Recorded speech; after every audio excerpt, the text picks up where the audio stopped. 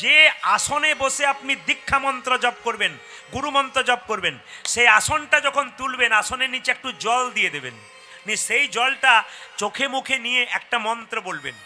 মায়েদের জন্য একটা, বাবাদের জন্য একটা, একই মন্ত্র, শুধু একটা কথা চেঞ্জ। কি?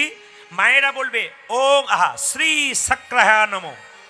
আপনি মন্ত্রটা জপ করলেন, আসনটা তুললেন, আসনটা তুলে একটু জল নিয়ে আসনের নিচে নিচে দিয়ে দিলেন, সেই জলটা চোখে মুখে লাগিয়ে প্রণাম করে বললেন শ্রী সক্রাহা নমঃ। আর পুরুষদের জন্যে, বাবাদের জন্যে ওং সক্রাহা নমঃ। কেন?